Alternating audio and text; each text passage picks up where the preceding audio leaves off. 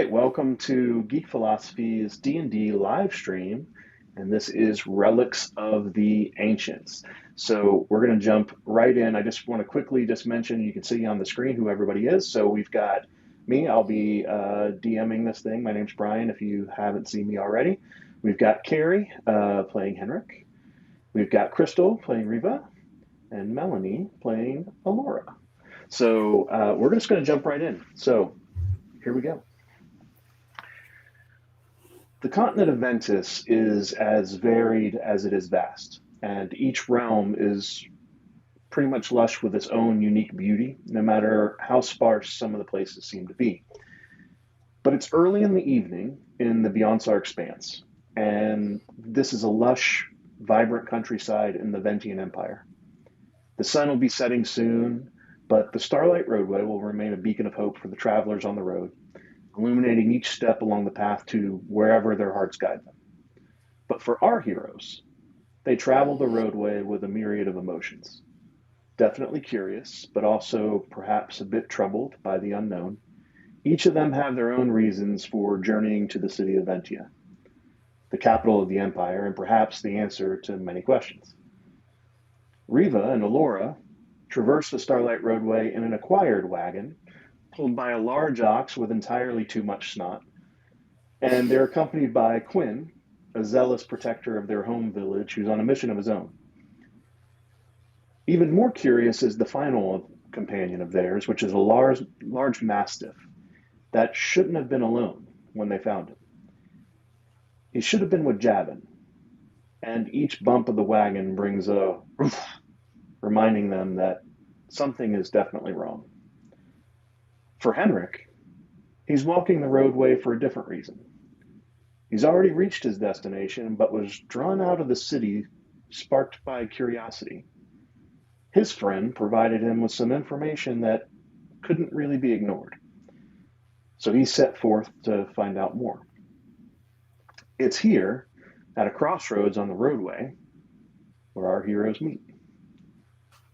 And so Riva and Alora, you, coupled with Quinn and Coffee, our large mastiff that's riding with you in this acquired cart, are kind of bumping along the road, and you can peer off in the distance and you see that the road, the Starlight Roadway, you're getting closer to the city. You've been traveling for a while, and the road splits into like a Y formation, one side going to the city. And walking that roadway towards you, towards the split itself, coming down the road from the city, is a lone traveler. Well, alone except for a very familiar fox that seems to be trotting along by his side. Just as you see this, the hair on the back of your neck stands up because Coffee starts barking, and he doesn't bark. Woof, woof, woof. And he jumps out of the wagon and starts taking off for this Y formation.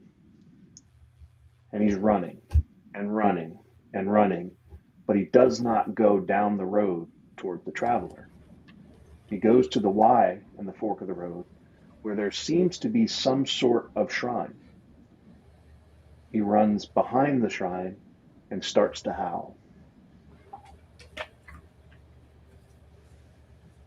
So, Riva and Alora, and I'll be playing the part of both Coffee and Quinn for today.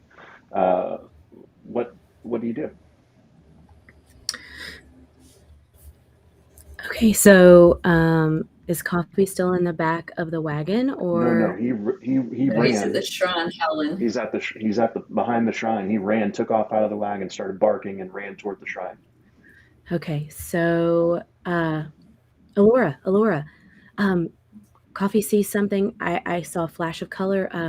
Let's go see if we can figure out what's going on. We really have to find Javin. Okay, but wait, did you see the fox over on the other side? Well, I think I did see the fox. Let's go check out for Coffee, but I just wanted to make sure you saw that. Okay, all right. Well, let's follow Coffee right now, and then we can head that way after the fox in a minute, after we figure out what's happening. So Let's go. Henrik, you're a little startled that this huge, I mean, massive dog just started taking off down the road and went to where you think. Um, I know that I'd sent some things ahead of time. I know you might not have got a chance to read them, so hopefully you got a chance to take a look, Carrie, at some of the things in prep for this. But Mhm. it'll come out this way anyway. One of the reasons that you're showing up was in search of somebody, and um, not just somebody, but a body. And uh, your familiar had conveyed to you that something was wrong. And the interesting thing is that body should be right where the dog is. So I can see. Well, first, I mean, I've got a charisma of 12, so I'm a little offended that they noticed my fox, but not me. I mean, I'm not super attractive, but I would expect a little nod of stuff, you know. Um, but so Well, the we've guy. seen the fox. Um, so how close am I to the other action on the fork of the road? At about this point, you're probably 60 feet away. Like, because you're where you are is really close to the end of the fork in the road. They're coming up on the wagons. You decided to stroll this way since you had already made it into the city. So you're on foot, but you made it a little bit farther than they did, based on the time that So you you're are meeting up with this. so are you saying that what I expected to be there is not there? No, I'm saying if it's there, so is the dog. Same spot. Yeah. Okay. Okay. So where am I in relation to Alora and Riva? So I mean, asked me they're still behind me on their coach, so I could walk to the location and I would kind of turn my back to them a little bit. no, you actually stand like so as you go forward, you can kind of feel the breeze on your face from the wind going that way, and you can almost smell all of the grain that's coming off of the farmland. You're in the middle of all this farmland, so you can feel the wind coming this way, and the sun is starting to set, and you see them ahead of you at the right side from your point of view of where the road forks. Directly to your left is the fork in the road. So if you walk over to the side and check out where the dog is, you would still have them pretty much diagonally in front of you. Okay, so I got a good idea of maybe what I'm walking in on, but I don't really know them or want to startle them, so I'll say, "Hello, travelers. Is this your dog? He's quite a big Hello. one." Hi. He's his own person. So I'm gonna kind of use that as a pretext to kind of walk over to the where the dog is. And by this point, everybody can really, it's almost you can feel the pain in his howls. He's just looking up and howling. And so as you walk over, he kind of looks at you. Roll an animal handling check for me.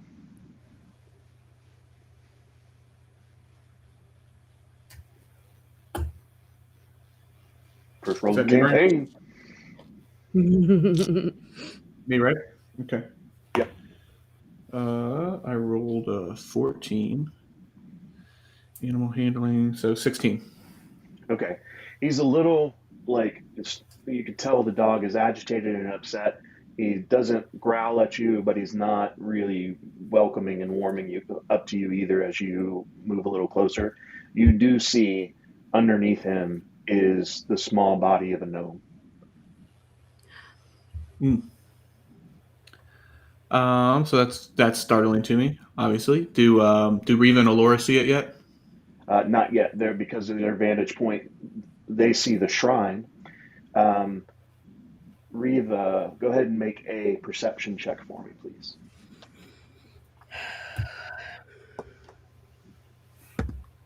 Oh, I rolled a 19. Plus 3, so 22. Yep, great.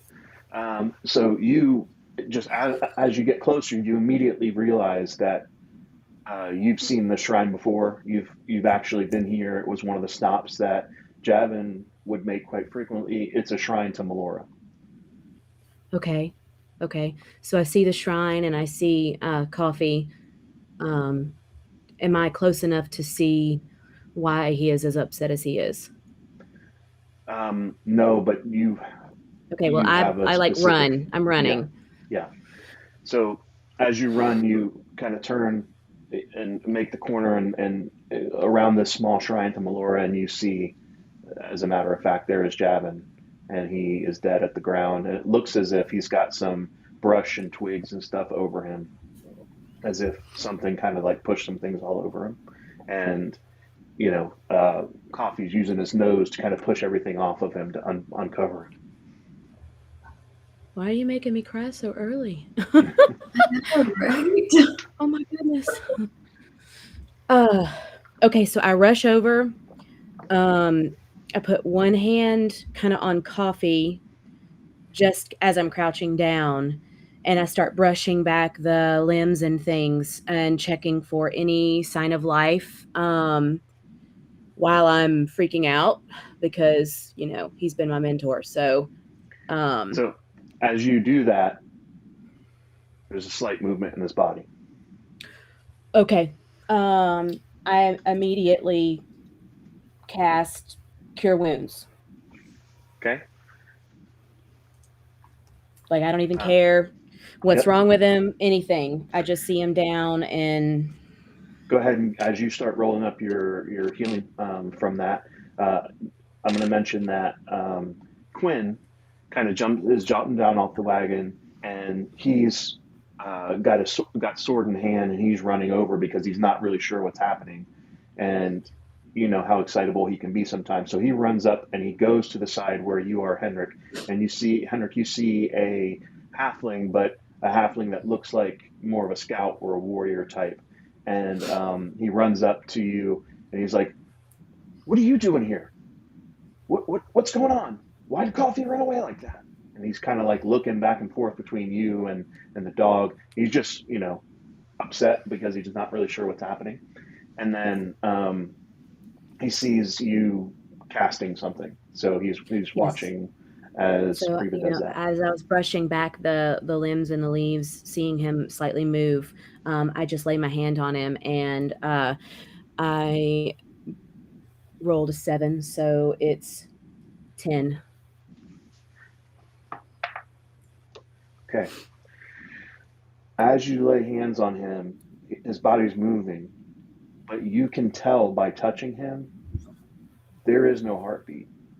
There's no breath, and he's moving, and his mouth opens, and shadows pour out of it. And as that happens, it's just as the sun is starting to set in the sky and starting to go down. And I need all of you to roll for initiative. Before we do that, can I roll an athletics check to knock them down on top of the guy while I run away? To knock who down?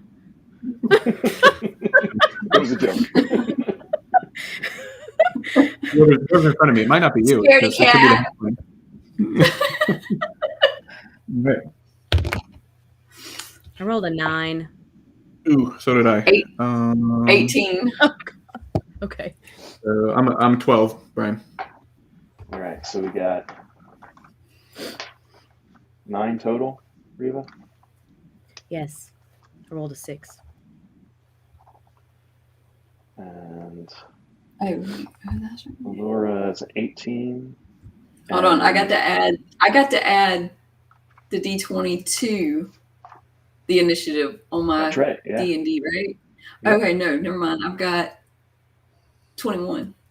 Excellent. So yeah, so your dice roll plus whatever your initiative modifier is. And Carrie, did you say it was 9 as well? 12 total. 12. Okay. Yep. Got it. All right. So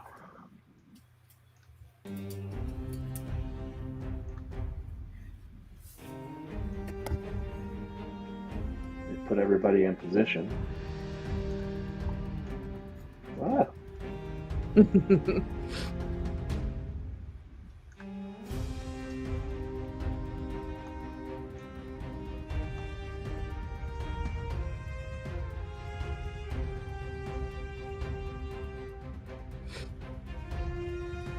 And I'm guessing you were kind of still back here a little bit, Laura, or were you closer?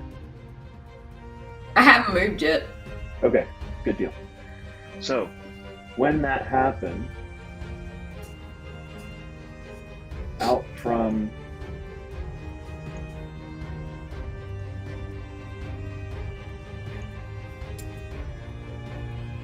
where he was, you see these small shadow-like creatures. They're vaguely humanoid in shape, but they are,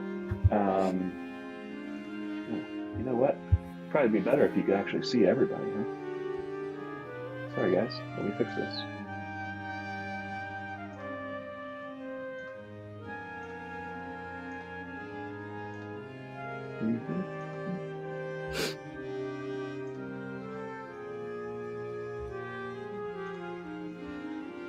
Are those cornfields? Are they like full of corn right now? Are we post-harvest, pre-harvest? So it's actually wheat. Okay. And it is not quite harvest time. Cool.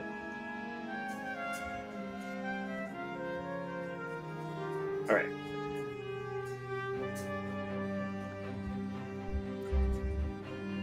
So let me.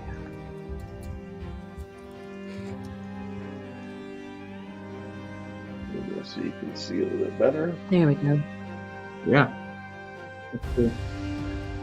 Sorry, everybody watching, just so you know, this is like real D&D, right? So any technical difficulties we'll work out as we go. And if the map stops working, we will go complete theater of the mind. That's just how we're going to roll. So, we got...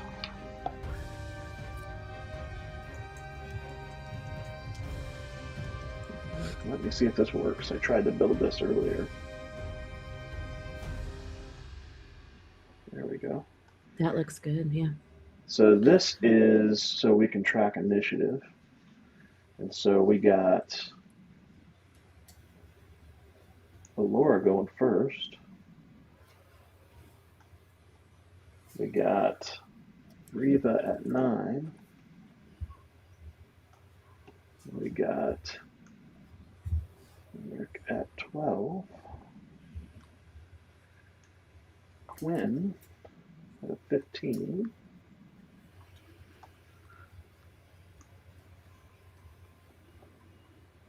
Oops. Sorry, my mouse is not working right. Right in the middle, we got 11 for coffee.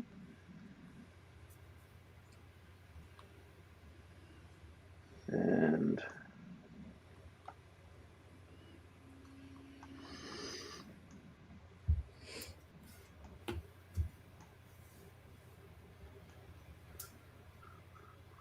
roll or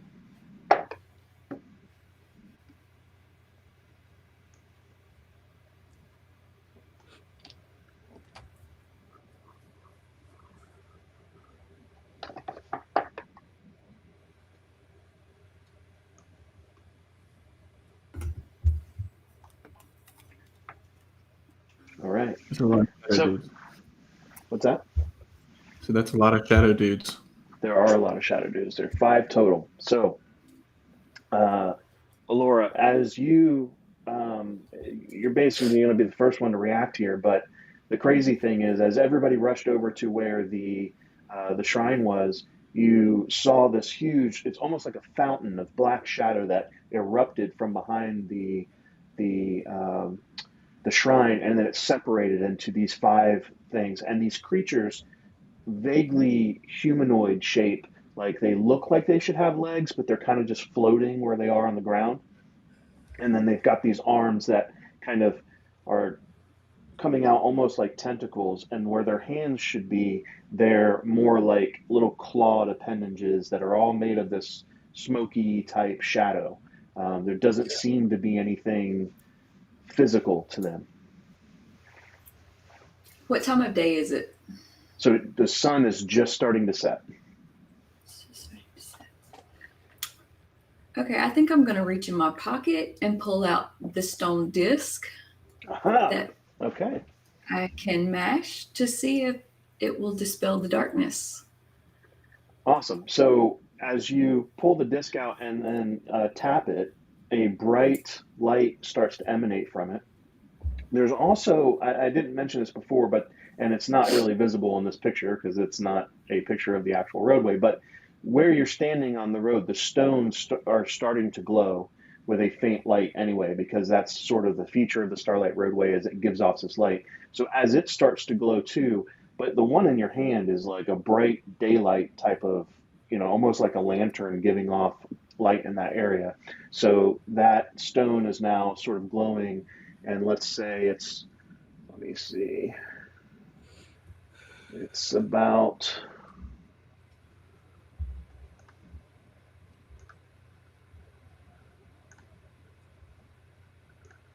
like this.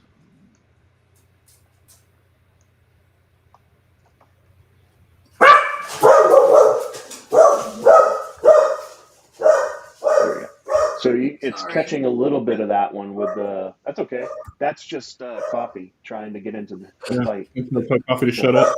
Yeah. Shadow. Yeah. Shut up, I'm trying coffee. to calm him. Yeah. So the light is reaching one of the shadows that's nearby. Okay. And as it reaches that shadow, it's kind of like a little bit of a wispy white smoke comes off of it. Okay. So I am going to move closer to that one with the light. Okay. So as you move, all right, everybody. So as you move here, then the light's hitting it, and I want you to roll a d6, please. And this will be for the damage that the light is giving off to the shadow. A 3. Okay. So. Shut up. Hold on, guys. I'm sorry. You're fine. No worries. What I'm going to do, guys, just to make it easy on you, hopefully, and for me too, I'm going to go ahead and add the damage that has been done to the creature, just so you guys can tell who's been hurt. And while we have the time, I'm going to go ahead and add some names to everybody.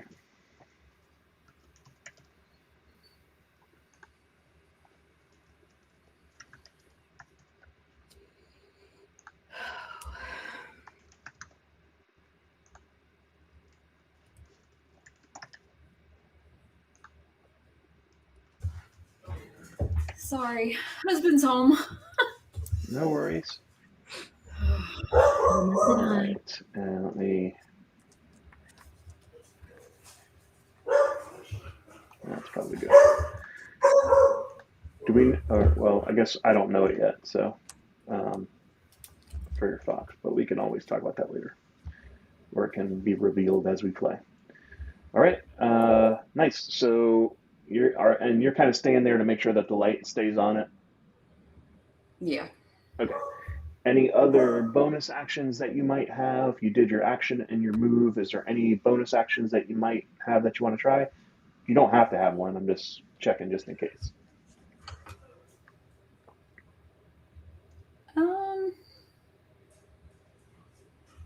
Why not? I have the 2-weapon fighting. Let's try So and get it. that's a good try. The way that would work is if you were attacking with one weapon, you would be able to do it with the other one. But since you were doing a different action, you were using the stone, then you can't really do it with your offhand. But that's a great idea. But it doesn't apply for this time. Right. But if you look underneath your actions and you hit that little button that says bonus action, it'll show you if you have any. Yeah, that's what I was looking at. That's the only thing I had. Okay. Yeah. Okay. That's the only one I have. Okay. Thank you, though. Okay. Yep. Awesome. Great. So, and just again, for everybody watching this, we're going to call out anything that it takes to learn D&D as we go. So we'll do this as much as we need to as we're playing because it's real, right? So just for the sake and of everybody utilizing learning D&D Beyond. Yeah, that's right. And we're using that as our tool for our characters, which is great. I'll put a link to all the other tools I'm using in the description after, so that if you're interested in any of these things, you can check them out. Okay. Anyway, back to the thing. So we've got these three are up next, and we've got a couple things that are happening. Not that.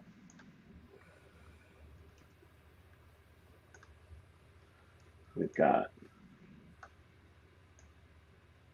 Quinn is going to be hit by 2. Oh no.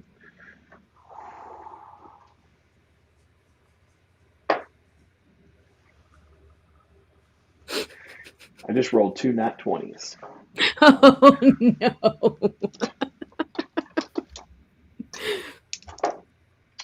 Quinn is down. Oh jeez.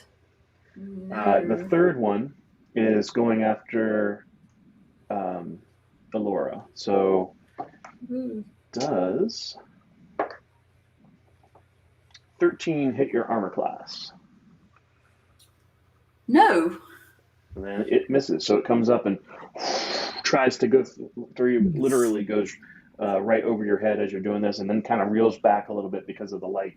So it was trying to hit you from behind where the light source was farthest away from it, but didn't quite work. So nice. Since Quinn is now down,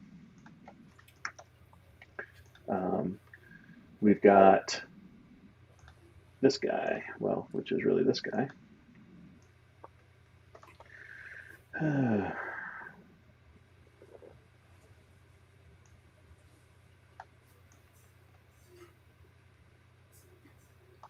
He keeps He looks growing, really freaky when you enlarge him. yeah, and shrinking in size as you watch him. And he's coming after you, Riva. And nope, I rolled a 5, and his bonus does not hit you. So again, just doesn't hit you. And it might be because of the fact that you're standing right next to the Shrine of Laura, but something is not right. He's not able to get you there. So that leads us to Henrik. Okay. These all the shadow guys came out of kind of hiding, right? They and were then one inside of the body. all of them came out of his body. Yeah, it and was they like just this spread out. stream of like fog that kind of all came out of his mouth, and then they split into all these different entities. Got it. Okay. Kind of like the ghost coming out of the in Ghostbusters. We're all just shooting exactly out. like that. Okay. Yep. Cool. Okay. So I will. I guess there's 2 on Quinn who's down. So I will take one on the outside to try to get around him a little bit. So I'm gonna try to move back to the road and kind of. I'm going to cast. I'm going to cast Ray of Frost. Okay. On him. So that takes an attack roll. Okay. So 14 plus 6, so 20. That definitely hits. Go ahead and roll your frost damage. Nice. So you've got like this cone of, or this ray of cold energy coming out. Are you casting it from your wand? Yes. Okay.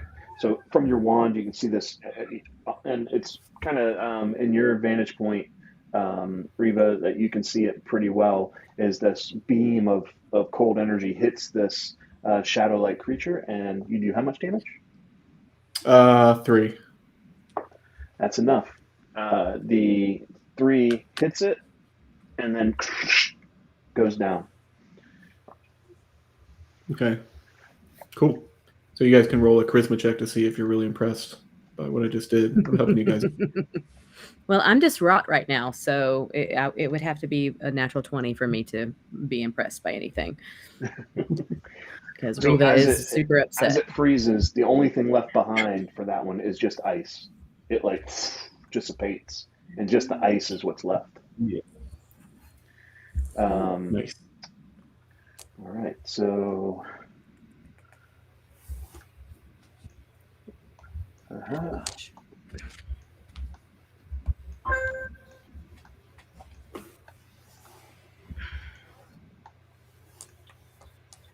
Trying to delete you. Okay. It was on accident, but it was cool to see how cool they look like up close.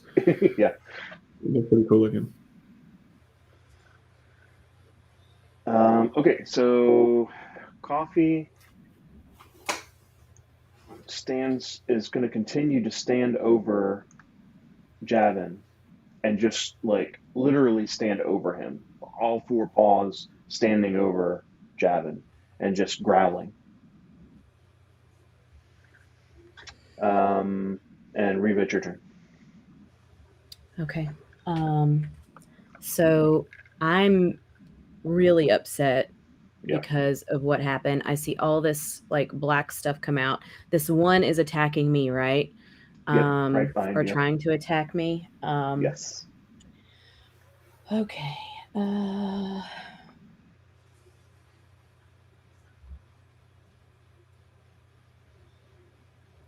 So I am going to. How close is it to me? It's literally right on your back almost. Like it Okay. came up behind Alright. you to get you and just missed. So Okay. So I'm going to. is that better? Yeah, that's good. Thank you. Oh, jeez.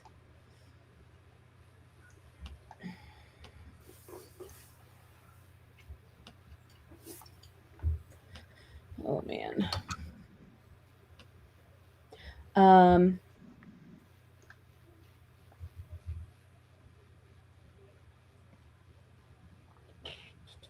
So I'm going to just grab my dagger and swipe at it. Okay. So roll your 20 and let's see how you do. Oh, geez, I rolled a 3. Let me see.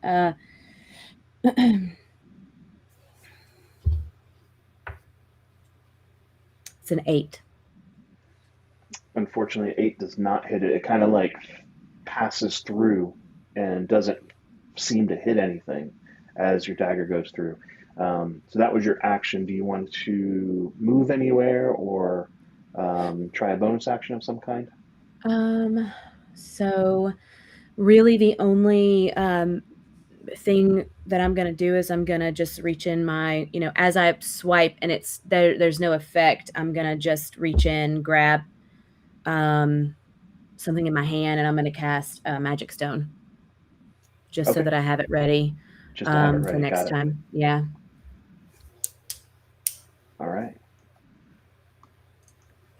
So we are at this guy's. No. 1, 2, 3, 4.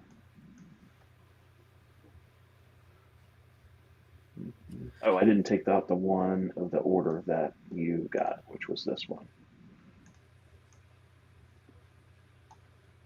So we're back at the top of the order, which means it is Alora.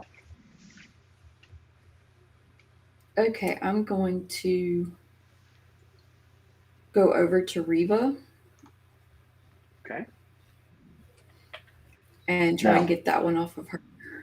here's the thing. Since you're surrounded, if you move, they're going to get a free hit on you. They're going to try to hit you because you're leaving a place where they are. So that's what they call an opportunity attack. So they have a reaction to try to hit you since they're kind of already engaged with you. You can definitely do it, but just know that if you leave where you are, they can try to hit you.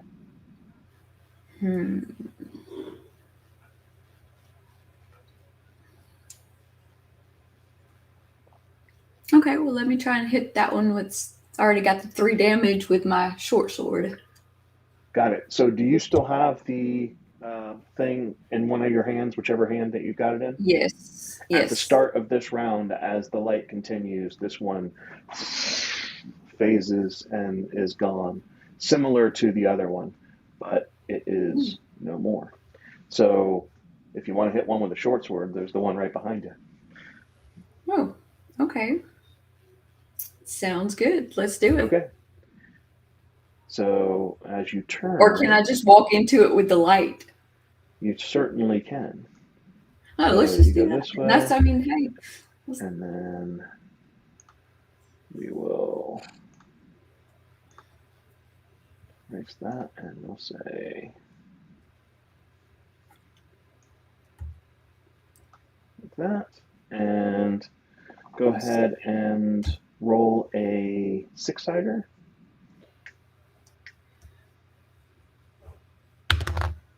6. So again, the light kind of encompasses that, and then turns into like this white smoke, and then just is gone. Sweet.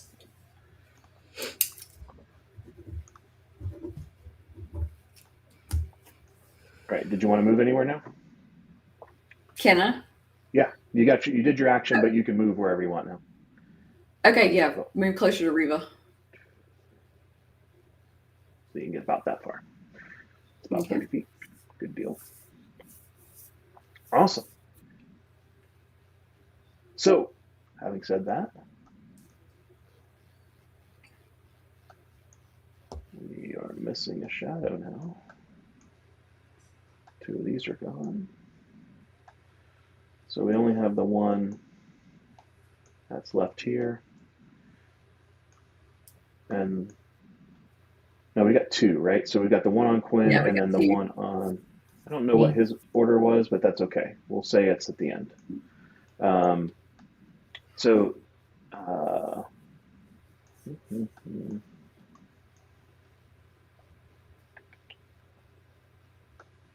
yeah, that's actually his turn, and then we've got Henrik. So you're up after the shadow goes, Henrik. So the one that was here on Quinn is moving over here, and it seems to be that because of the attention given to the body or something, they're kind of drawn to you, Reba. So it's coming after you. Does a 13 hit your armor class? No. Okay, so it goes. It comes right over you. It misses with you being in combat with the other one. You just scream in its face. Like, why? And Henrik, it's your turn. By the way, is your fox doing anything during this? He usually acts on your action. I just haven't asked. Yeah, I was going to have him just kind of keep an eye on them. Okay. Yeah, he can kind of take like a bird's eye. Yeah, Okay, yeah, a little further away, but just kind of Okay, observing, gotcha. kind of Just keeping an eye watching. on the situation, see if anybody else is popping out of the wheat fields. Okay, got it. Yeah. So I'm going to try to cast Firebolt on the one that's on Riva. Okay. Is he so close to her that it might affect her? You can try. Oh, God.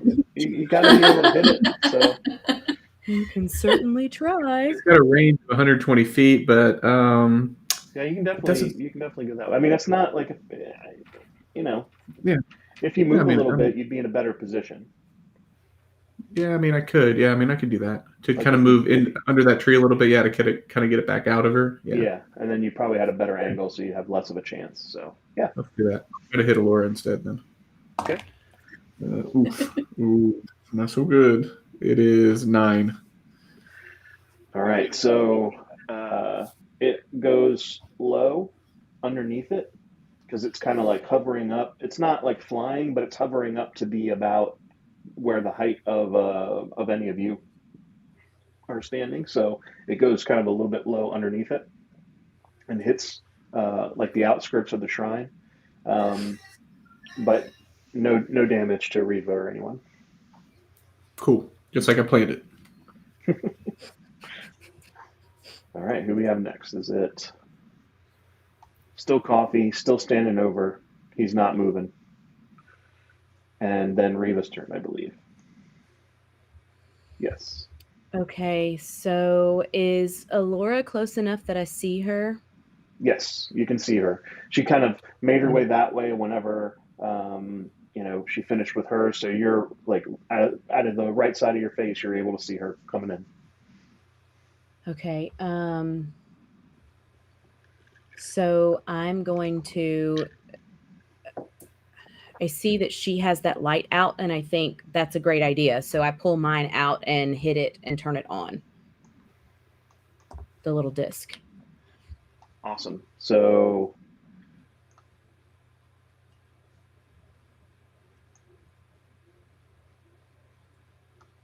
you're actually able to get both of them in this when you do it. So roll a 6, and this will apply to both of the shadows. 5. And both of them, as as the light emanates from the stone, both of them just start to smoke with a white smoke and then just disappear.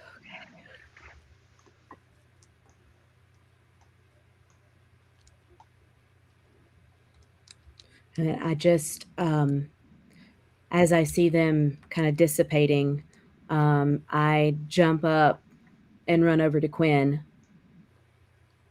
And if I can, I'm just going to cast Healing Hands. Okay. It just gives a 1 hit point back. Yeah, but that's enough. So he's and he kind of like stumbles back up to his feet, and he's standing sort of like at an angle from you, Henrik, too. Like he's sort of in between, sort of like where it is right there. Henrik, can you roll a dexterity saving throw?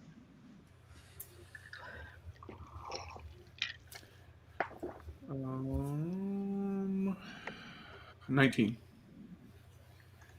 Yeah. So just as he kind of reaches down, he's about to ball smack you, and like, and you as you see that coming, you kind of turn your legs to the side, and he's like, almost got him.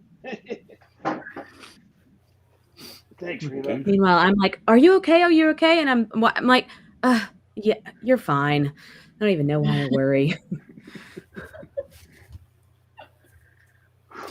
Man, did you see that? They were like all kind of shadowies and smoke, and come on. Plus, they were a lot smaller than that one big guy I beat. So, just saying, they don't count as many as the big one. So, Well, Javin is not okay, guys. I go back over to him, and I'm looking at his body. I'm trying to figure out, like, I know these shadows came out of him, but I'm trying to see if there's any signs of how he died, or, can I tell how long he's been there? I know Coffee had, kind of let it be known that it had been a couple of days since he'd seen him. So I just wanted to, get a general feel for, is the body disturbed? Like, are there any visible wounds? yeah, so make an investigation check.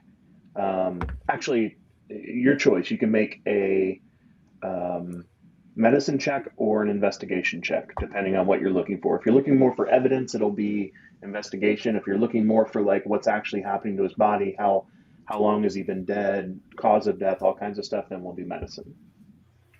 I rolled a 19. Okay. And we'll do medicine, so it'll be a 24. Awesome. So great roll. So I think the best way to describe it is it's been not quite 2 days yet, but you're not sure. So Okay. it didn't happen yesterday, didn't happen today. Somewhere in between. You're not really sure when everything happened, but you don't see any physical like stab wounds or claw marks or anything like that. It's almost like completely like he just fell over and died, but like obviously something was wrong.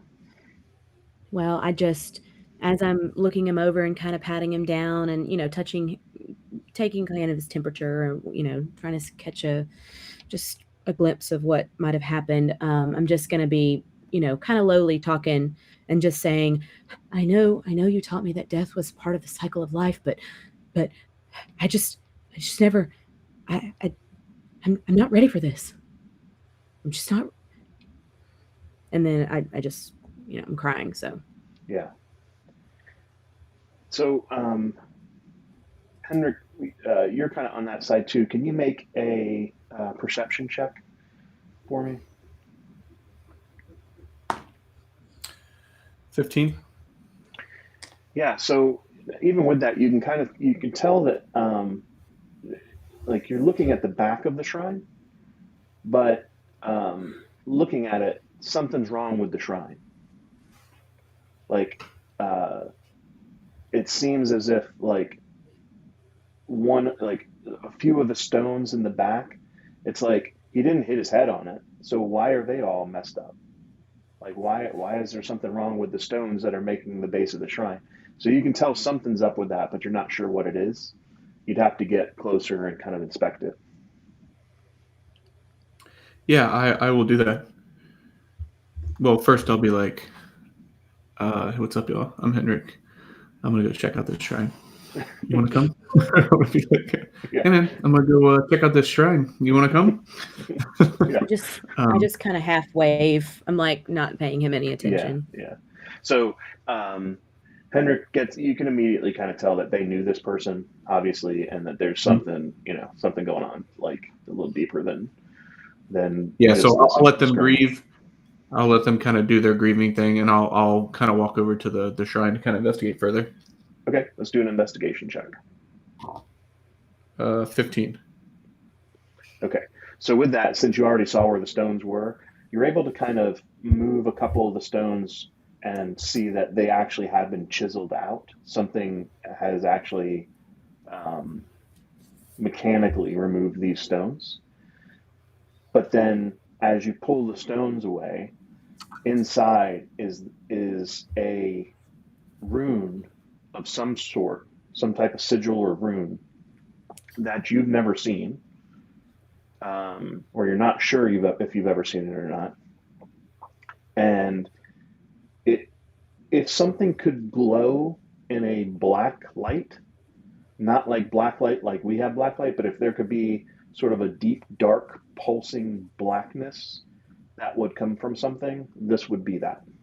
It's like the opposite of shining with light, but you can see it grow and go away. It's the most obscure, weird visual thing that you've ever seen about something, but it is definitely a rune. It's almost as if the light that you do have is being sucked in, and that's what's creating this rune. It's such a weird thing that you're not really familiar with. Okay. And sorry, is it embedded in the back? Like the stones were covering it? It's in there, or it's something I can Yeah, hold in my hand? it's not. It's somehow it's not chiseled in, and it's not just scrawled in paint or something, but is on the bottom of the shrine, or the foundation of the shrine, but the stones were covering it up. So they were laying on top of it, like in its place, but you wouldn't have seen it otherwise because there's no light coming out of it. It's not like it's glowing. Um, it's just that it's almost like absorbing the light that's there and making a deeper, darker, like pulsating rune. Okay. I'm going to ask Riva and Alora. So I'm going to let them know what I see. Like I see that this, do you guys know what this is? It looks like, can I infer that he was trying to cover it up, or it was covered up before, or he was making an effort to do something with it when he died? Or is that too much So inference to make? no, make a medicine check. 8. You're not sure based on where he is and the position of him. Like it doesn't put it together with your investigation to see if they are connected. Like you can't tell from his Okay. body and his position. But bringing it up to Alora and Riva, do you guys go take a look? So I was over with Quinn. the body well, I was with Quinn, and then I went back over to Javin, Okay. and was looking at him. So am I right beside it as If you he's went like back over to uncovering Javin, it? yeah. Okay, so with him kind of seeing that he's looking at something and needs a little bit of help, I'm kind of crouched down, so on my knees I'll kind of like walk over, like because I don't want to get back up and go back all the way over, because if it's all the way down, so I'll just kind of like nudge over there and see if I can make any sense of what he is seeing. Okay. Make an Arcana check for me.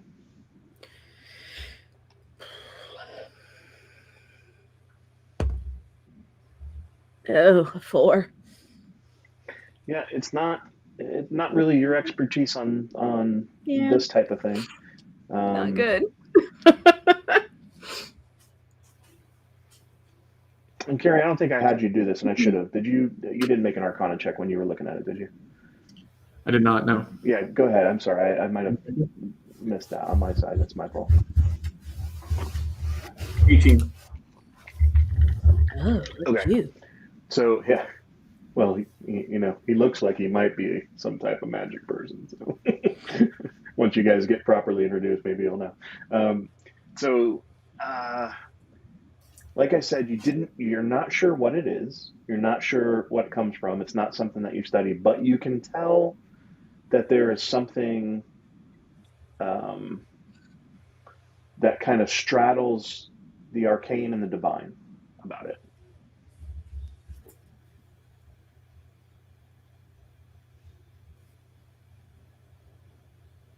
I just look up. I'm like, I don't recognize it.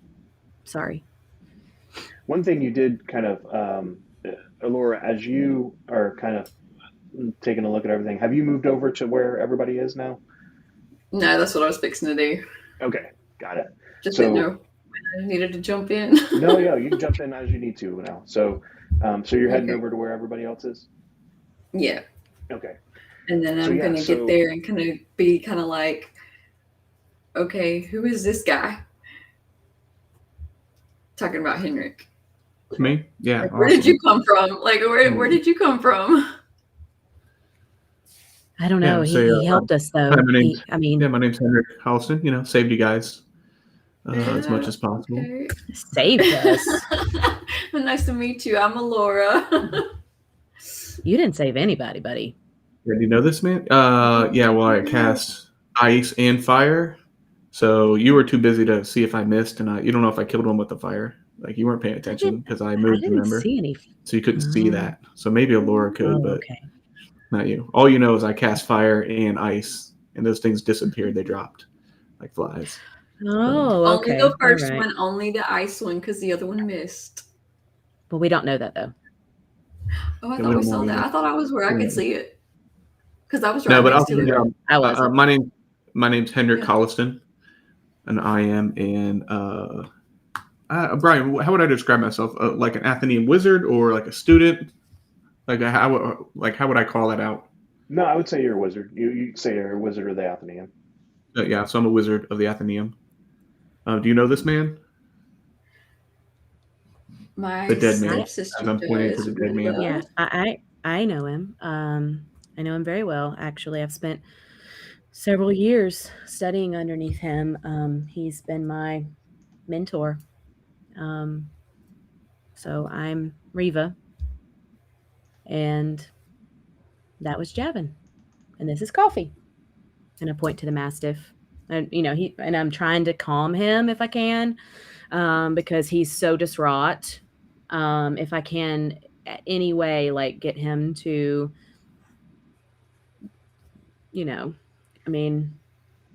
calm his nerves or something. Yeah, I'm talking to him, Yeah, do an animal handling check.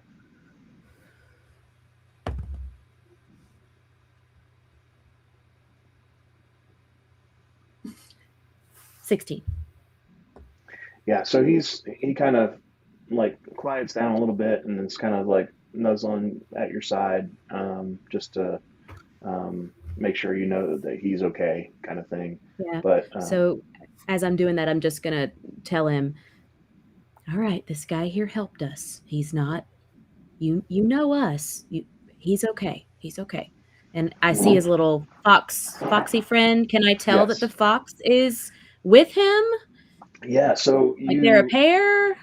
Yeah, so you could tell one of the things that's interesting is like, you've seen this fox before, and it's kind of like, sitting back and watching the whole thing as it's going down. Right. And yeah, so you can kind of tell that they came in together. And then do I know anything much about wizards? Like, would I know that they have a familiar? I don't really know but you if I don't know know that. it's familiar. Yeah. Like Right. it's just a So, fox to you. okay. So Yeah. So, I'll just like trying to calm Coffee, and I'll just say, okay, they're friendly. Just I know you're upset. I'm upset too. We'll grieve later,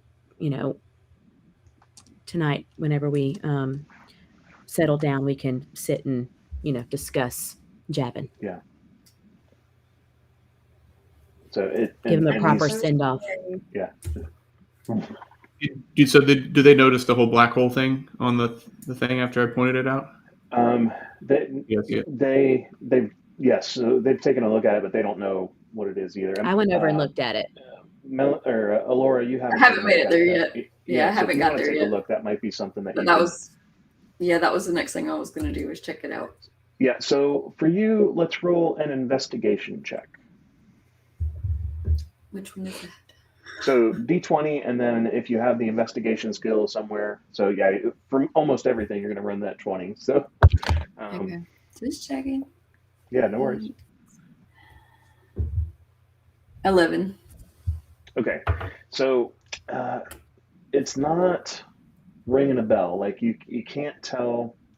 You're not really sure what the deal is with this sigil. It's not really coming in clear as far as something that you've read about or heard about. It's not really something that you're familiar with.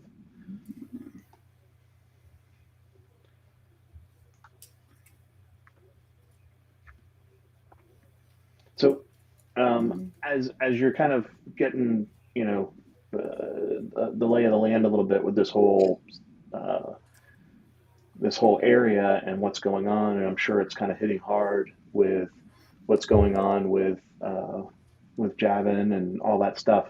Um, are there any thoughts about what are the next steps for you guys? What are you thinking needs to happen? I think we should bury Javin and give him a little ceremony, or however he would. So, what would you be more comfortable with? Yeah. So yes, I definitely agree with the fact that we need to, pay our respects and send him his body off. But I do think, we were supposed to be getting something from him to take back to his brother. And while I was looking for the cause of his death, I wasn't really trying to see if there was anything there that we were supposed, I don't really know what we were supposed to pick up, Quinn. What was it that his brother had you looking for? I don't know. I was supposed to get something from him and take it right back to go. I have no idea what it was. Okay. He was supposed to give it to me. So I'm not sure. Yeah.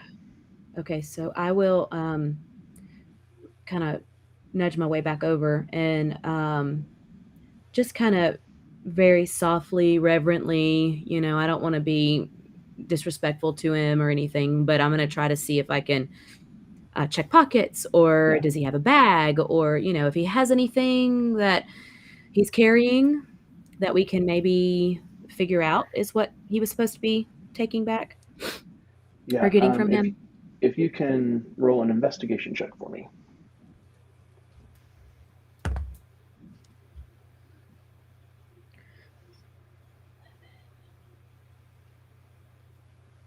12. Okay, so even with that, because there's not a whole lot of places for him to look, like as you go through, you find something tucked into behind his belt. Like it's not in a pocket. He kind of like had it tucked in behind his belt, and it is an emblem.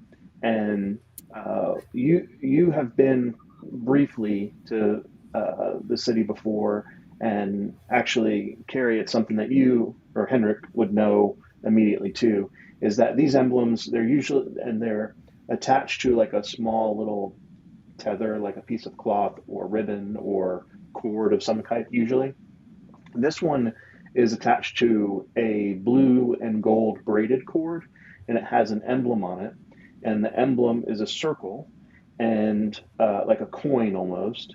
And on that coin are three circles surrounding a small or a center circle on one side. This is very familiar to you, Henrik. And on the other side of this coin is a personal seal. And um, you are sort of kind of perplexed of the personal seal. You're not really familiar with the seal itself.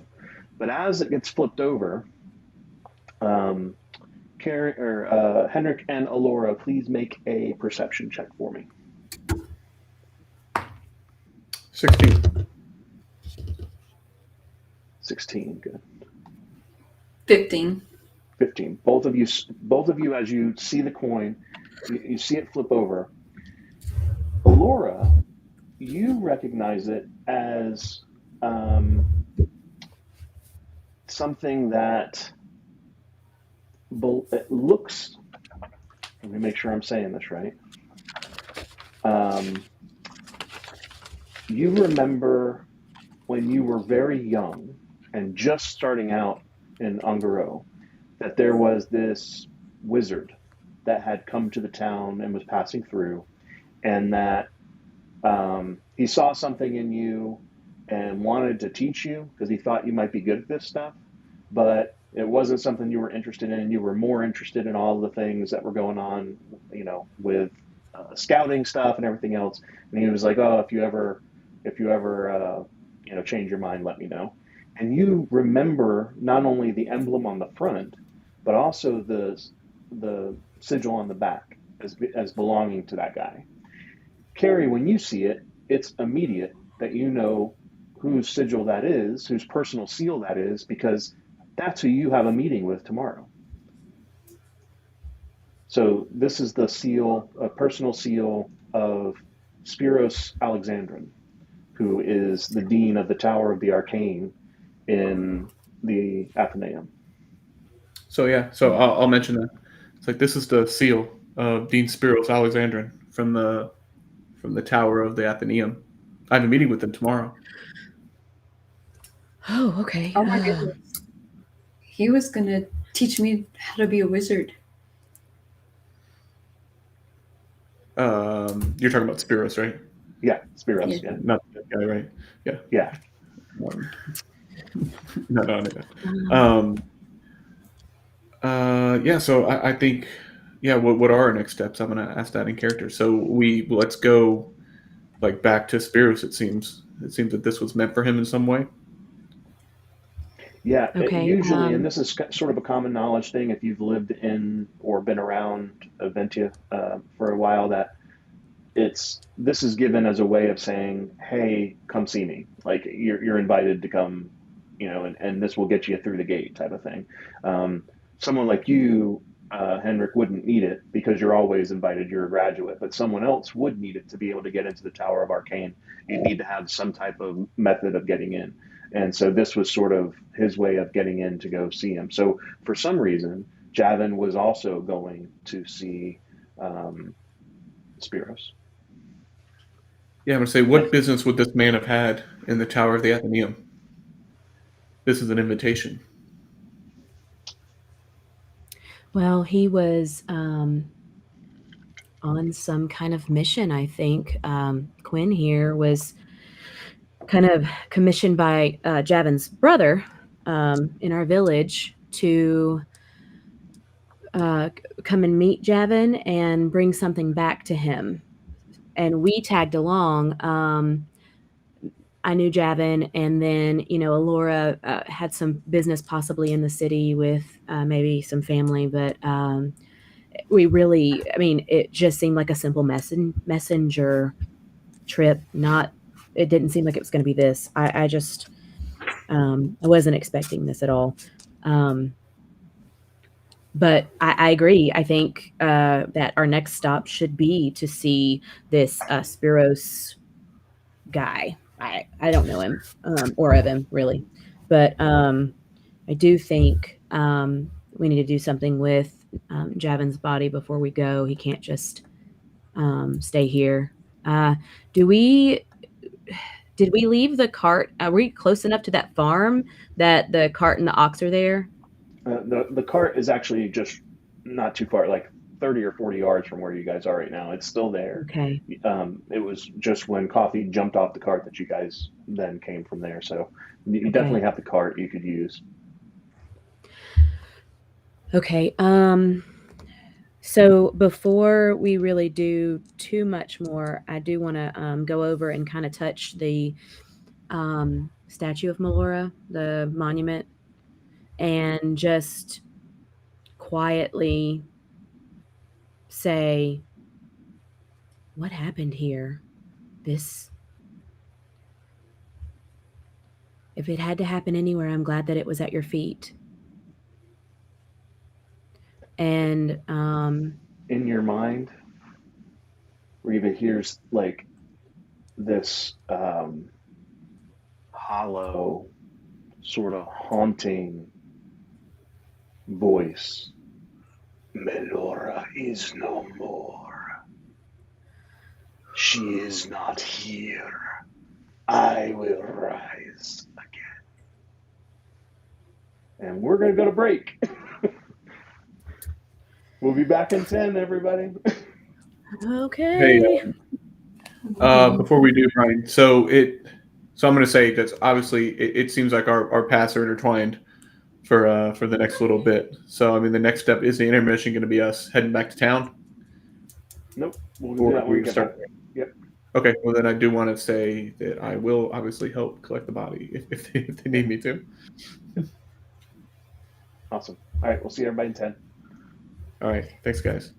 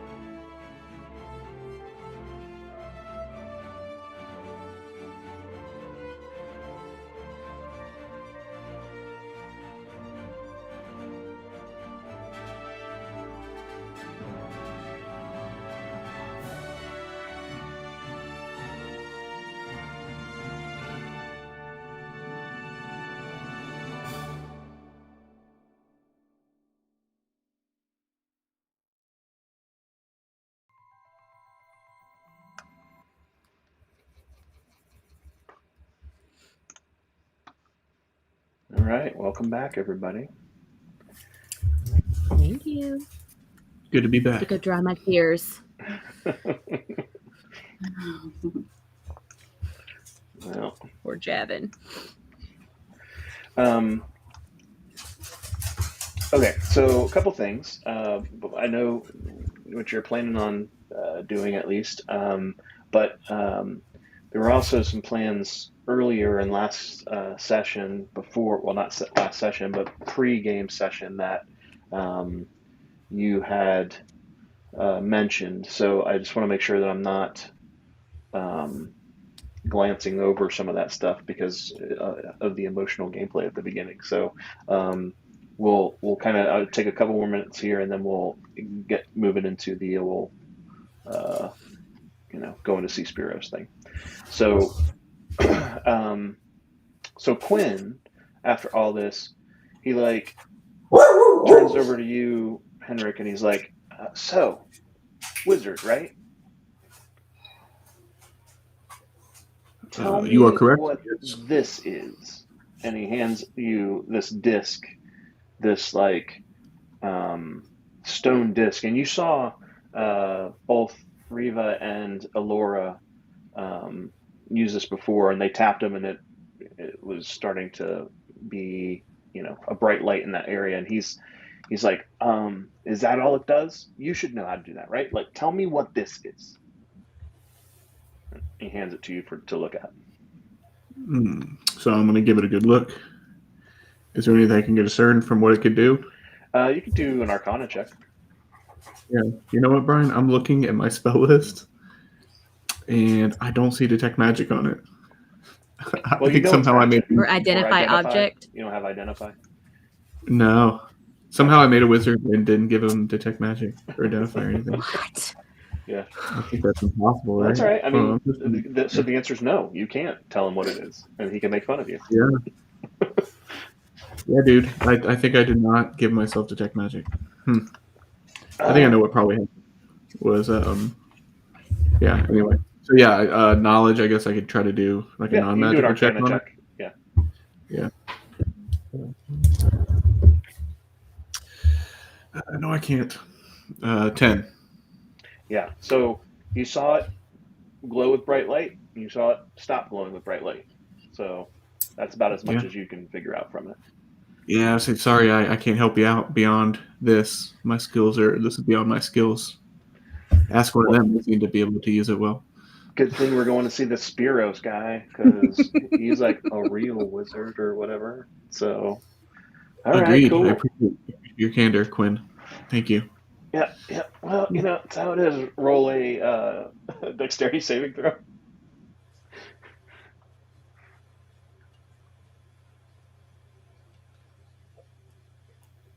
$16.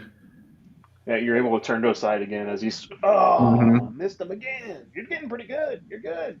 Gotta give you that. Can I try to nut him with my staff? Like try to raise it up? Yeah. Do you have a staff? Oh God. Ball knocking. You carrying a staff or a wand? I have a staff and a wand. Oh, you have both. Okay. So Yeah. do a attack roll. Nat 20. Remember, he has 1 hit point. Whoops. All right. I'm assuming you're not doing actual damage. No, I'm doing fake damage. Yeah, I'm assuming you're not doing like actual damage. I mean, I'd hate to tell Ethan that Quinn got killed. Ethan is my son. That Quinn got killed by a hit to the nut. So so you go somewhat friend, and it kind of levers the halfling in the air a little bit. Oh my God! Come on, man! I'm only a halfling. Ridiculous. Riva kind of looks over and says, I look over and I say, does that mean you have different parts? No, it means they're smaller? They're different now. They're much different now. Oh, okay. They got smaller. They got crushed. Kind of swelling. So Yeah, they would be struggling with that. So I'll probably fail whenever the battle's important, but at least I nutted So, Quinn, so we got that. Coffee kind of walks over to him and like gets underneath him with his nose and kind of pushes him up, and he's like um, pushing him over to the cart. And Quinn's like, all right, all right. So Quinn gets into the back of the cart, and then Coffee jumps in the back with Quinn. Okay. And assuming we already put, was it Javin? We already put Javin in there? Yeah. Yeah. So, sorry. Are you taking him with you? Well, I know, having touched the statue, I relay to them, prior to the break, Yeah. what was said in my mind, and Okay. I let them know that there's no way I'm leaving his, but like I thought that it might be a nice burial place until I touched this darkness, and then there's no way now that I'm going to leave him at the foot of this monstrosity. So yes, I get whatever help I can and get him in the back of the cart as well. Okay. Given that, though, we definitely need to talk to Dean Alexandrin. I think he'd be keen to hear that news. And is this something, Brian, like these shadow creatures? Is this something that would be notable to me in this area? Like, Yeah. or maybe I can pull something like Arcana. Like this, was this like a special event, or is it like, hey, it's maybe rare because obviously you don't see death shadows all the time. But is this anything I've seen before, something that would be notable? Not with even without a check, you have never seen or heard of anything like these before. Like there's a lot of weird stuff out there, but this is different. And the fact that it came from inside of him, something was wrong. So there's a. Okay, so I'm gonna go over to the wagon and get some bolts of cloth that's in the back of the wagon to wrap Javin in before we put him in to the wagon. Got it. Okay, great. So he's wrapped, and some of the cloth that was there, like they had for sale, some of the ones that were sort of the finer linens and stuff are perfect, and you're able to find some stuff that looks great and very respectful in a way that treats him with the respect that he's owed. And you're able to kind of get him where he would be comfortable in laying it rest in the back of the wagon.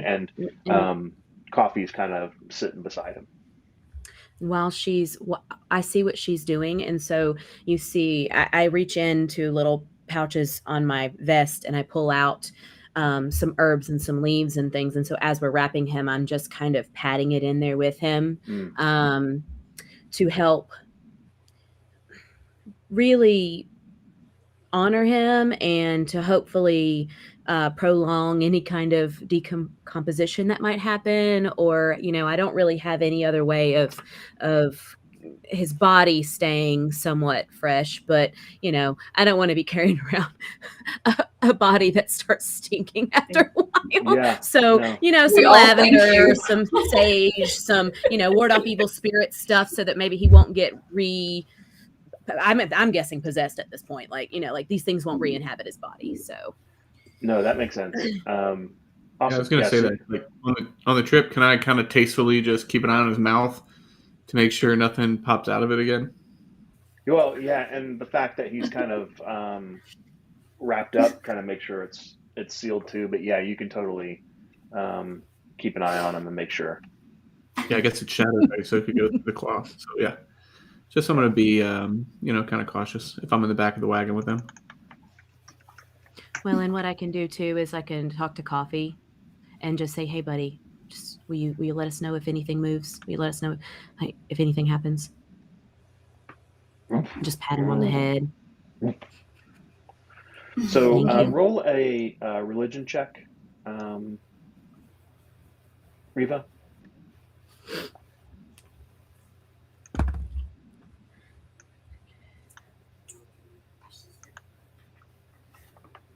$14.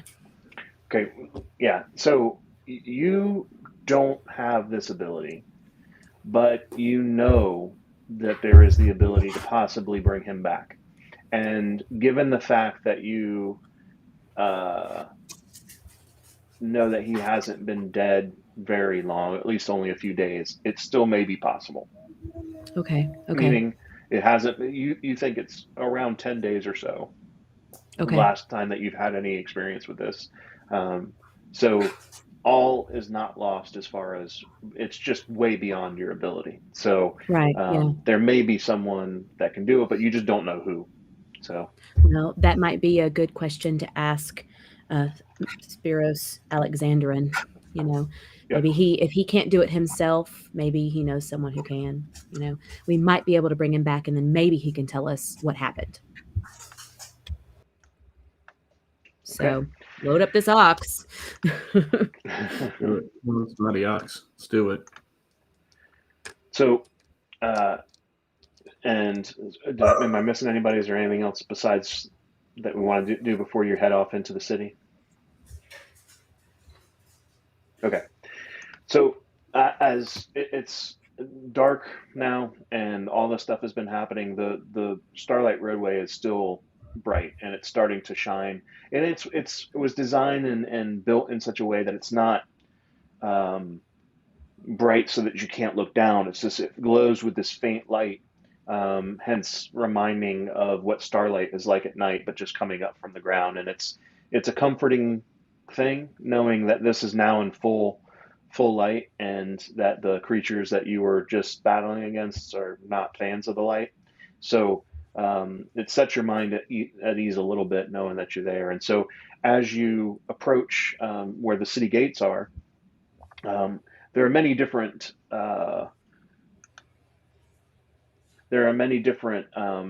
sections of this huge city. So there's sort of districts, and there's 6 major districts that you can go into. And where you're actually heading for are the Athenaeum grounds. That is a district in of itself within the city.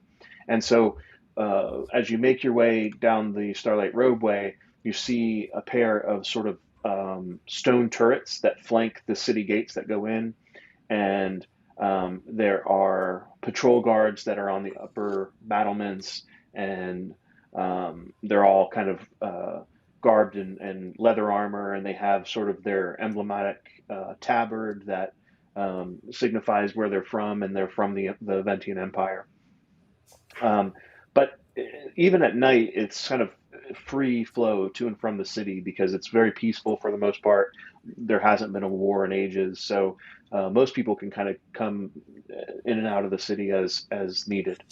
And so, even with this being a city, it's still apparent that the initial manufacturers of most of this and the crafting of the city was elvish in nature, and there's trees and bushes on either side of the expansive city avenue, and you can tell that they're watered and they're trimmed pretty regularly, and there's sort of like lush greenery that is having that is stationed on any side that doesn't have a tree. So it's full of life even within the city, and you can see even with it being dark and it's just turned into evening, that it's still bustling with activity. There's hoofbeats everywhere.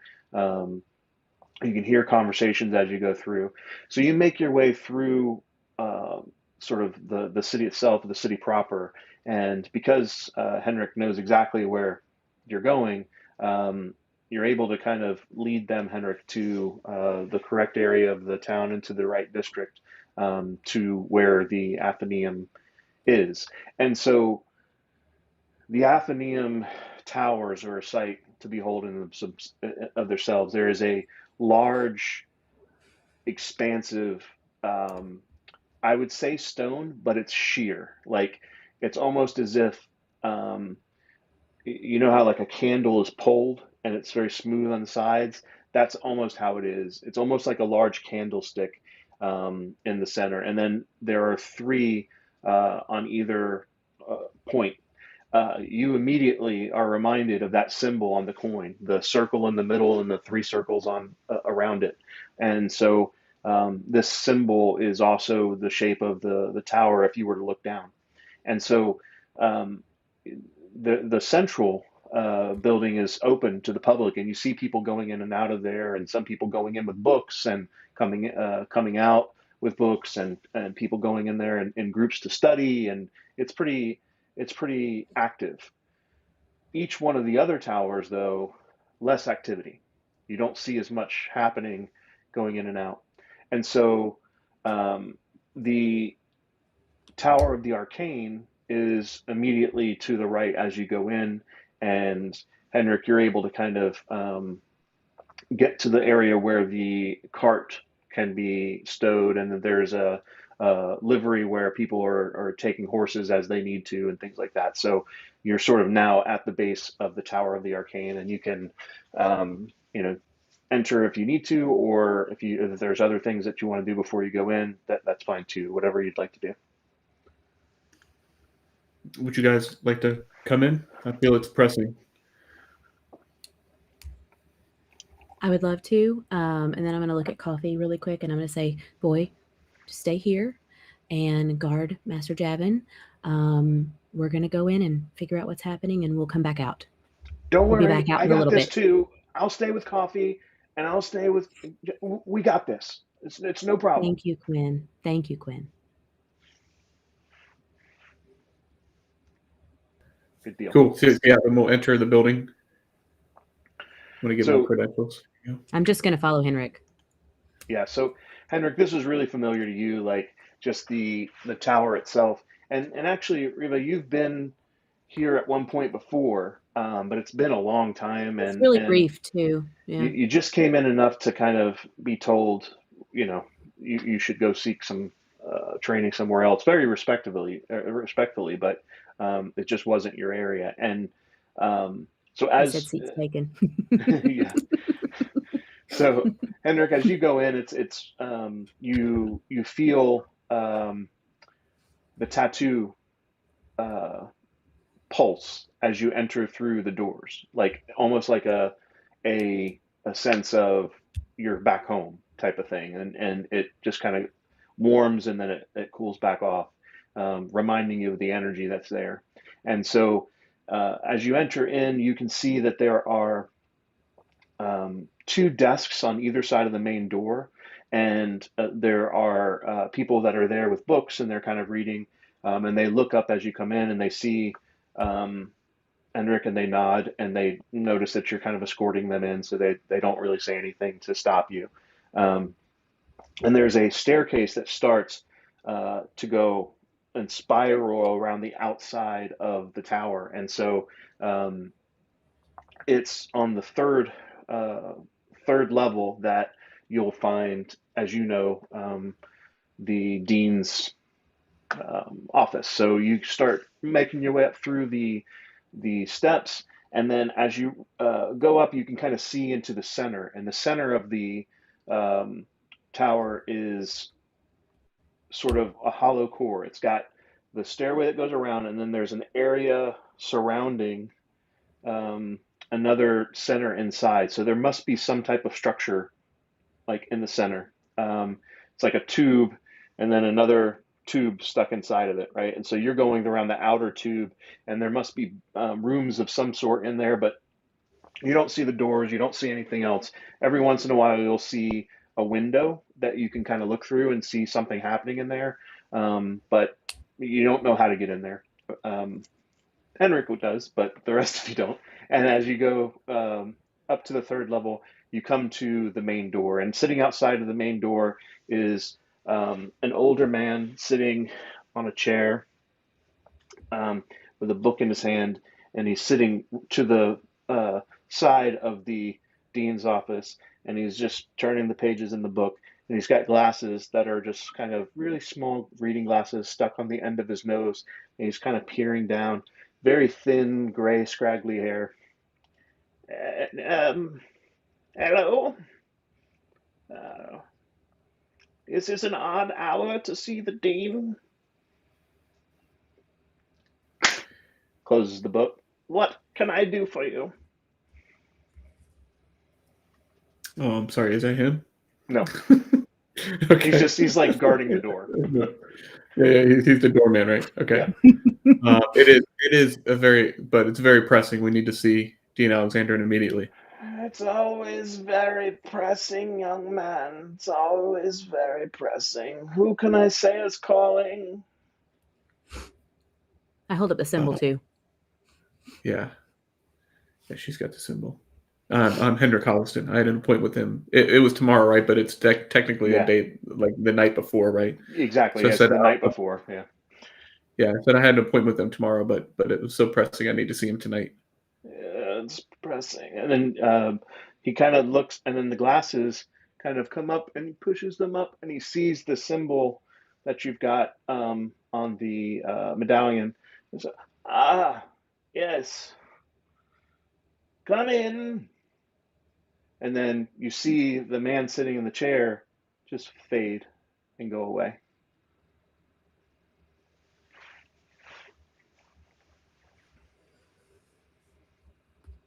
I The look door at kind of Allura goes, and I'm like, that was creepy. opens. The door opens. I'm gonna turn around and say, "Don't worry, it's always like this. It's cool." How do you know if they're watching or not? Like, if they can do that, like, was he real, or was it an illusion? Like, what? Okay. So, Yep. all right. So as you go in, sort of a modest chamber for someone that you would think is the head of the tower, but it's kind of adorned with tapestries on the walls and bookshelves everywhere. There's a few like alchemical implements and tables throughout, but you see standing near the far side, looking out a window, um, sort of a stocky gentleman, bald on top, but then has gray hair along the side that kind of goes down to his beard. No mustache though, and he's wearing the blue robes that are common to the Athenaeum, and has in his hand, sort of leaning on a long staff that's adorned with this greenish blue crystal of some sort at the top, and it's just kind of like leaning on it as you walk in. I'm sorry for the deception. It keeps people away that aren't supposed to be here. Please do come in. Do come in. Okay. Henrik, I'm glad you're doing well, it seems. I am Dean Alexander. Thank you. What brings you so early? We weren't supposed to meet for at least a few hours, wasn't it? I don't know. Morning, right? Yes, apologies, Dean, but this was very important. It's something we encountered outside in the shrine of what? Shrine of Melora. Mist. Melora. We encountered something very troubling on the outskirts of town in the shrine of Melora. These two helped us overcome some kind of shadow beast that I've never seen. It was very troubling. I don't know you guys' last names, so this is Riva and Allura.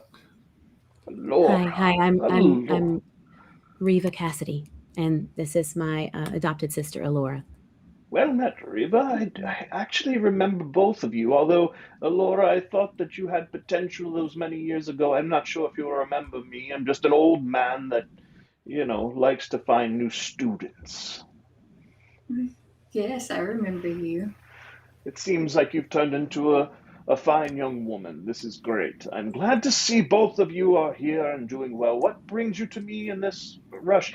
As a matter of fact, I'm surprised I see either of you. Your home is very well hidden. And as he says that, I just start crying.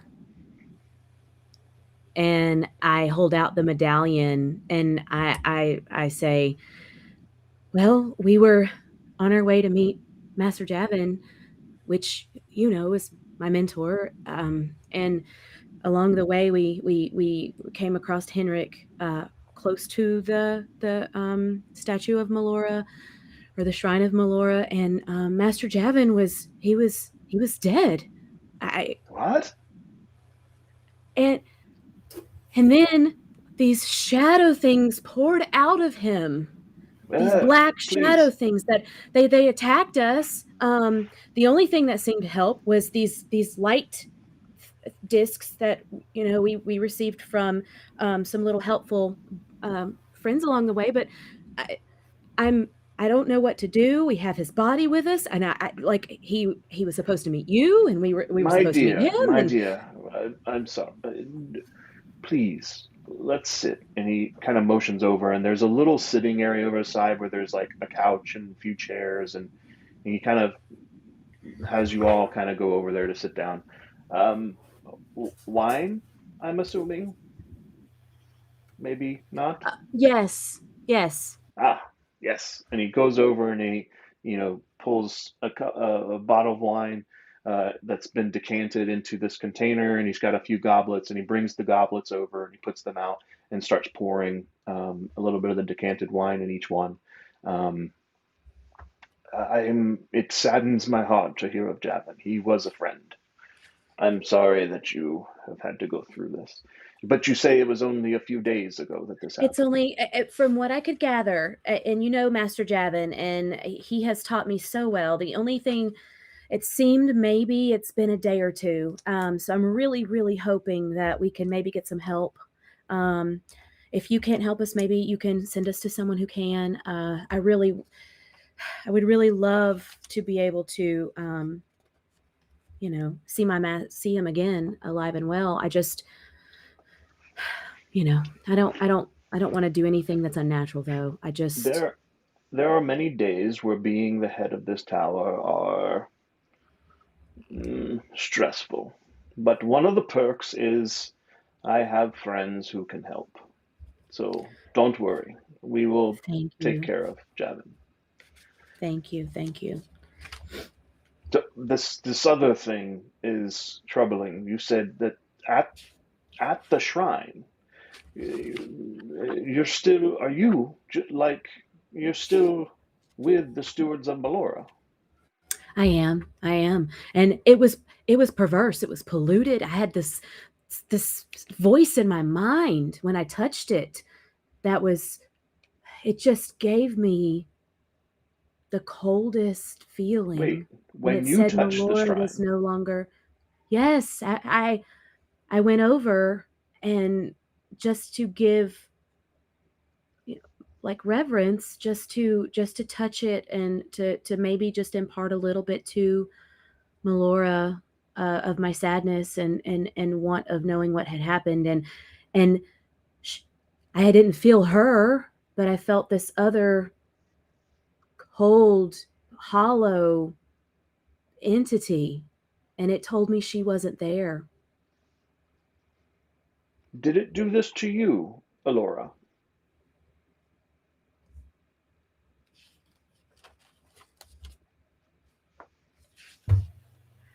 No, it didn't. I didn't hear it. Just Reva. And you, Henrik, did you hear anything? I did not, Dean. No explanation of why this shrine might have been this way? No, it was just really repulsive though, and very just cold. Was it defiled in some way? Yes, yes, and Henrik saw it better than I did, but there was some kind of inscription on it. Hmm. You'd be ashamed of me, Dean. I could not discern what it was. Well, there are many things I can't tell what they are. Don't worry about None of us yourself. There are could. too many things in this world to think we would know all of it. Although, I have to say, wizards are often the ones that do think we know everything, but it is not the case. So, can you describe it to me? Yeah, so it was like an light without light, like an absence of light that made it light, if that makes sense. Yeah. Very So, peculiar. if you'll permit me, and he comes over and puts his hand along the side of your head, and you're assuming it's, he wants to see what you saw.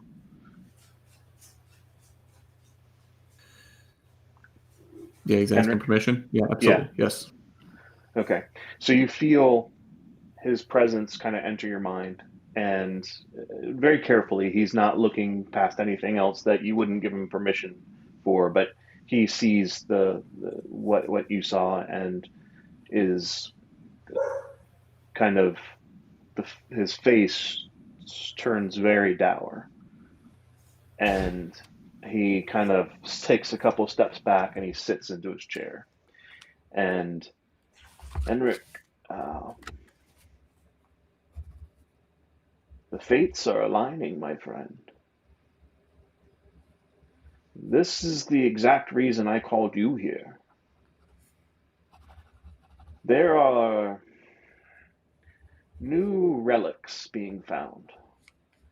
Relics throughout Ventas. We're in a race, my friend. A race to collect them. As many as we can.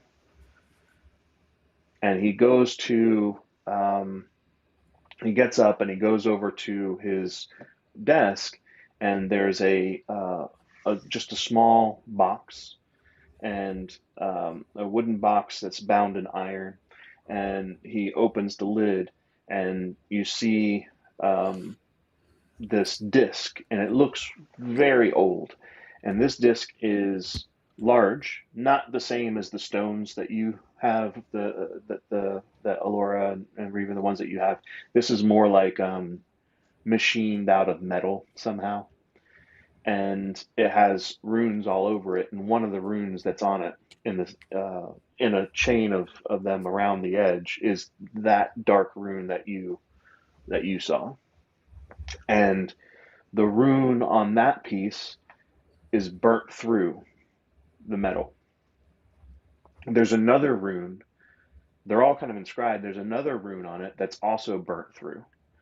And he says, "This is the second one. There are more." And he kind of shows you, like around this wheel, that there are 6 others, so 8 total around the edge, and then 1 in the center. So there are 9 of them, but there are 8 around the large disc. 2 of them are already burnt out. We haven't seen this type of magic before. It's beyond what I know, and I have to say it's beyond what the church knows. But these artifacts representing these runes are being collected. They have great power, and we're not sure what it can do, but it seems that they can corrupt a shrine. That's not good. May I touch it? And he hands it to you. I just wanted to kind of touch it and see if I get the same feeling that I got from the shrine, that hollow, if there's a voice that speaks, anything like that. Yeah, so it's strange. You don't really feel the same. You feel energy, but it's not the same as what was there. Um, it's not giving off the same vibe that you had from the shrine. Okay. We suspect these are tools, and it's about how you use them. I don't think they're intrinsically evil. But if they get into the wrong hands, who knows what this could bring. So, we have a rumor. It's actually, ironically, an ancient civilization in the Austin Reach, not too far from where you 2 ladies are from. We think that it's close to an old village, and that may be where one of these other artifacts lie. And we were going to ask you, Henrik, to see if you could go find out more, and if you could collect it, great, but perhaps you could use the help. Absolutely. It'd be my duty and honor. You mentioned it's a race, Dean. So who else are we racing against? The other antiquarian societies, there are several. The Guild Coalition, of course, wants in on it. They see power and they want it. The Kingdom of Getica, I'm sure, has their own people. I've even heard the Jaegerinnen are after it as well. Something that they can use against the creatures of the night, I would assume. So it's raw power. However it can be funneled is useful to almost any of them. I just think it needs to be studied and understood first. I believe, as does the Empress, that it belongs in the Athenaeum.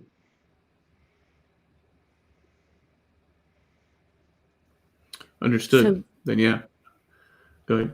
what Rita. was so that's what your meeting with him was about. What was your meeting with Javin about?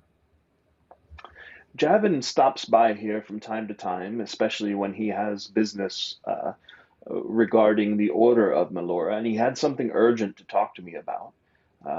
He had something that he wanted me to take a look at.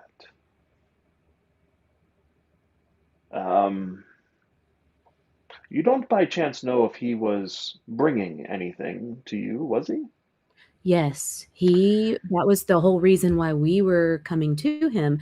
His brother, Golbit, actually asked us to come with Quinn, and he's actually down in the wagon right now. But Quinn was supposed to meet up with him and receive something from Java and take it back to our village. And we tagged along because we had some possible business here in the city with Alora's possible family, and then also because of my relationship with Javit, or Javin, sorry.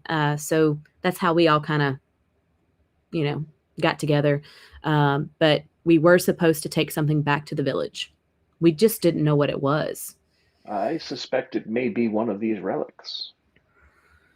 You think he might have had it then? I think he may have found one. He travels all over, as you know. Do you think that's what did this to him? Like, it wasn't It's someone, maybe it was this artifact? or someone with the artifact that took it from him. Okay. I guess we'll find out when we speak to him, although that may take a few days, I would have to say, but we will talk to him again. And we'll ask him ourselves. Or at least I should say I will ask him because I think this is more pressing than I would like to admit. Would you three be willing to go to those ruins and see if you can find this other relic? I will pay you, of course. We are fully funded. Absolutely. Before I say anything, I kind of pull Alora over to the side and say, one of the things was we were going to maybe try to find your family here. Have you made a decision on that yet? Do you think that you want to try to talk to your uncle, or what do you want to do? Because Javin's going to be taken care of here, so I want to do.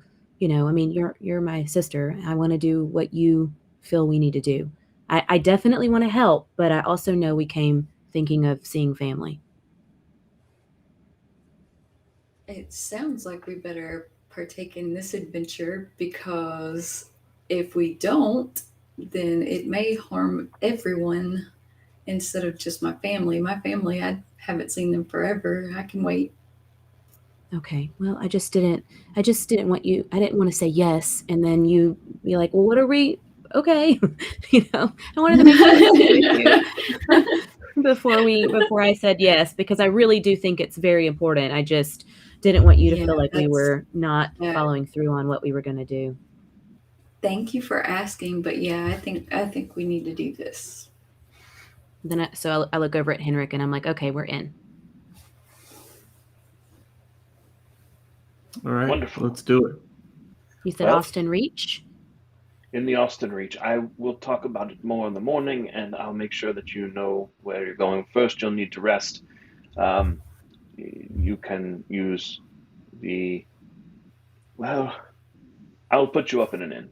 It'll be more comfortable than sleeping in the barracks here. So let's have a good night, and then we will talk in the morning about where we will send you.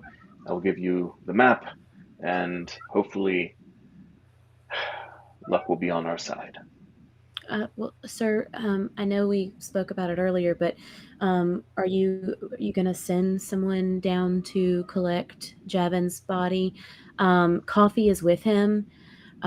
It's a big dog. He is, and he didn't want to leave his side, but what I can do, I don't know what you feel about it. Do you think he should stay with Javin, or do you think maybe he can go with me? I had already kind of promised him that maybe tonight we would sit and reminisce a little bit, but if I have good news and I'm going back and I can tell him that, Master Javin will be with us in just a few days, he might just want to stay with him.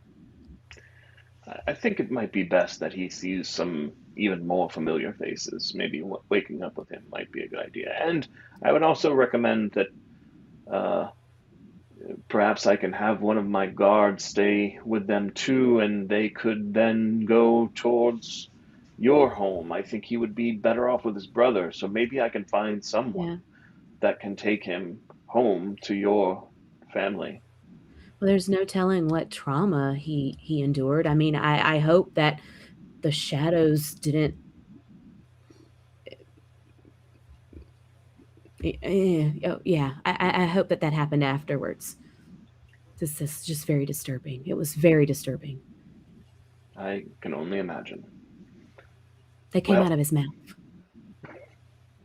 that's His mouth, man. His mouth.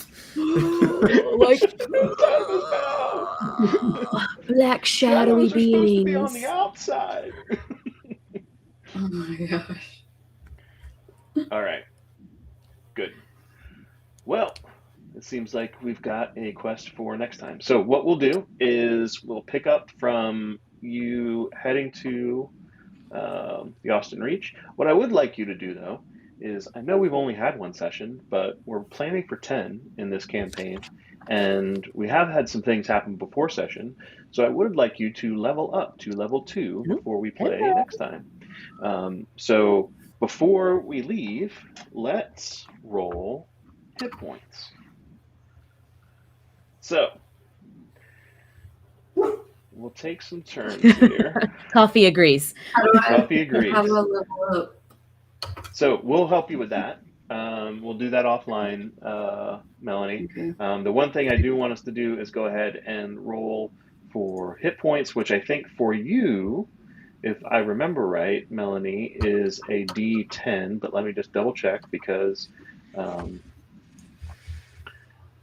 yeah, it's D10. So a 10-sided die, and you roll 1, and then that will be how many hit points you get for your next level, plus your constitution, but we'll stick with what you roll for now. 94. No, just So, one. sorry, not percentile. Just one of them. 10. Oh, Yeah, sorry. just a 10. Yeah, That's okay. one of the normal, like it's that dice, but it's just the one with the one letter, the I one tell you number. what, you rolled a 9. Oh, the one. You rolled a 9 and a 4. You want to take the 9? I would take Doesn't the matter. Yeah, take it, girl. Take Well, it the does Yeah, matter. actually, It but makes a big I difference. actually rolled a 9, so that's fine. Perfect. Yeah. There you go. rookie All right, mulligan. and yeah, and let's see. That's an 8 for you, right, Riva? Yes, I rolled a 6. All righty. And then wizards. What do you have? 6 cider? Yep. Yep. All right. Shit. 1. Reroll once. Oh, Reroll the No, one. we're gonna have to Reroll it. protect him. No, it's fine. It's No, fine. no. Hit points always reroll the 1 because that's no fun. You can't just go up 1. I mean, Well, at now I least got a it's not- 6. Oh well, that's good. What was it? A 6 this time. 6. Oh, 6. Okay. There you go. All right, so you make sure you add those into your hit points. Don't worry, Melon, if you can't figure that out, we will do it together. It'll be easy. One thing, and this, we are not sponsored by D&D Beyond, by the way, but if they want to, they can reach out to me. But it makes it really easy. You can go through and then just select that you're up a level, and then all of the things will prompt you with what needs to fix. So Crystal likes to help with that kind of stuff. I'm sure she'll jump on a call at some point with you and help you through everything. So, or I can too. So either way. We get cool stuff at level 2. Yeah. You unlock new sweet. abilities as you level up. You get Yeah. if you're a spellcaster, you get different types of spells sometimes. So I get my it's circle. by level. You get yours at 2. Yeah. Okay, cool. So you get at level 2. Sometimes at level 3 is when people select some stuff, but you should be selecting some things.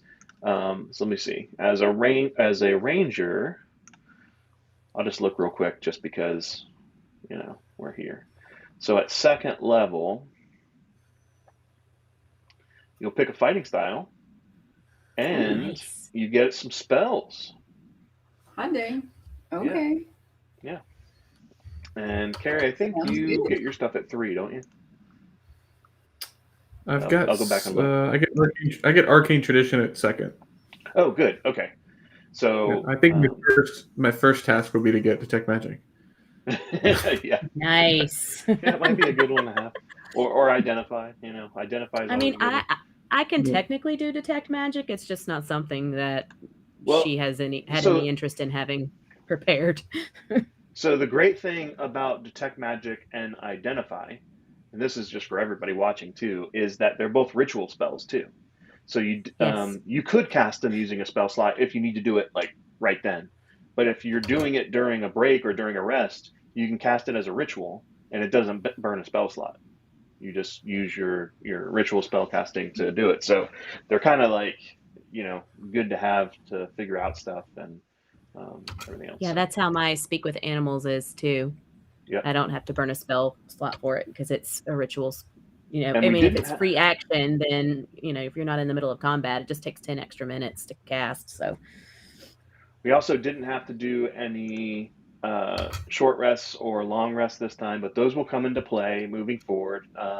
If you're not, and Carrie, I know we've played a bunch of editions, but just as a reminder, you during the games, and I'll prompt this when we go because again, this is a learning stream. So when you need to take a break to try to regain some health or to try to regain some of your spell slots or your abilities, you can do it in two ways. You can do a short rest, which is sort of taking a brief break from the campaign, finding a place that's safe to rest, and then you can get some things back, and you can roll hit die to get some of your hit points back, as long as it's in a safe area.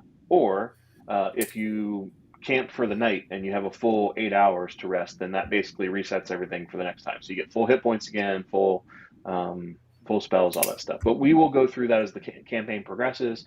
It'll be a good chance to kind of show the viewers how that works too as they watch. So nice job. Sorry, did I miss something? So, did you change my hit points? I haven't touched anything. I was going to wait until after we were off the stream to go do all that stuff. So, well, I just went up to level 2 and I came back and my hit points went up from 11 to 19 and I did not roll it. It may have been in the settings in D&D Beyond. You can do fixed hit points or roll your hit points. So it may just be you have to go back and do that. So okay. All right, gotcha. I was just like, whoa, okay. All right. Thanks again, everybody. Thank you. Hope you enjoyed watching, and we will see you next time. Yay. Good deal. Thanks, guys. That was good. Cool. I don't know if you heard my thanks, guys.